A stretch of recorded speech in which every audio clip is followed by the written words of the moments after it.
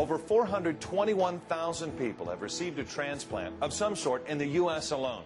And medical advances make living donation easier than ever. So if it's so easy, why are so many people still in need? And how far would you be willing to go for another chance at life? There are countries so poor, people will sell part of themselves to escape that poverty. A study by the University of the Philippines in a slum district of Manila found at least 3,000 residents sold a kidney for about $1,500 to $2,500. Selling an organ is illegal in the U.S., and it's illegal in India, where just this year, police broke up a massive organ transplant racket that may have sold 500 kidneys to clients from around the world. One donor said the organ removal doctors threatened to kill him if he told authorities.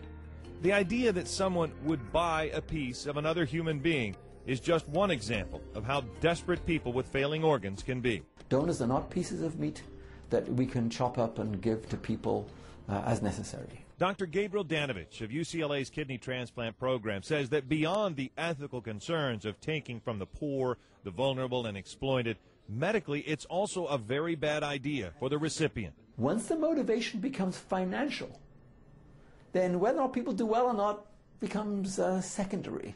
So whether or not people are truthful about their past, their history, infections, connections, high-risk activities, well, why would there be necessarily if there's big money to be obtained? Transplant centers in the U.S. take great care to ensure there is no financial motive for a living donor. It's one reason very few hospitals perform what's called a stranger donation. That's someone who has no connection to the recipient prior to the transplant.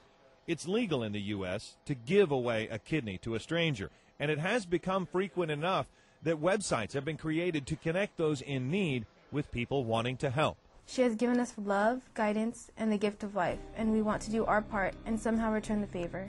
Ophelia Costales of Fullerton has 2 grown children who posted her story on matchingdonors.com. That site is controversial in transplant circles because potential donor recipients are charged fees that range from $49 a week to $595 for a lifetime membership. We showed it to her on Christmas Eve, and then she just started crying. It makes me speechless, and that they had loved me so much, you know. The website claims to have made at least 70 successful organ matches since 2005, a small number compared to over 19,000 living donor kidney transplants in the same time frame. Okay, another tape. There's no way to know how many times Yasmin Abdullah's story has been repeated.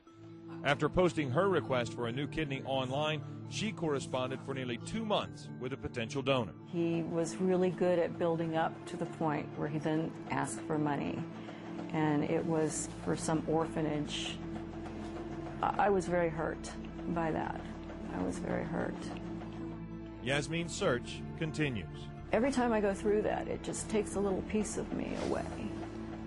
Carol Franks also knows about false hope.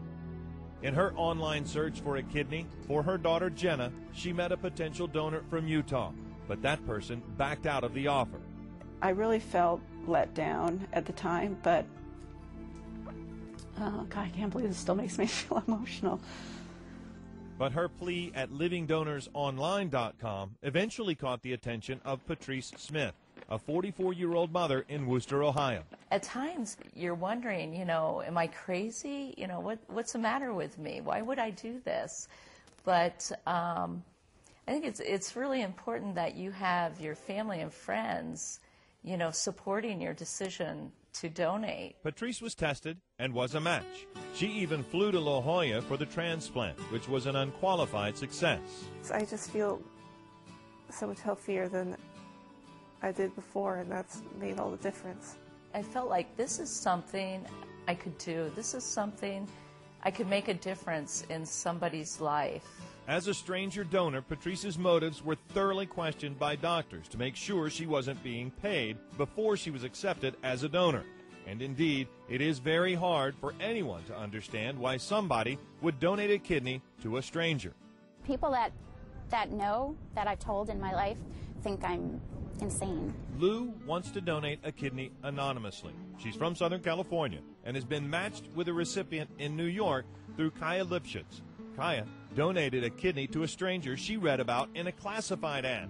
And now she donates her time trying to convince others to do the same, using flyers, word of mouth, or even an ad on Craigslist to match people willing to donate with someone in need. And Lou needed that go-between because she was uncomfortable having to choose which person she would help. There's all this judgment in there, and I didn't like that. I don't want to be the judger. I just want to help somebody. I just want to know that it made a difference. Lou's potential recipient had surgery unrelated to her kidney, and as soon as she's cleared for her transplant, Lou will travel to New York for her surgery.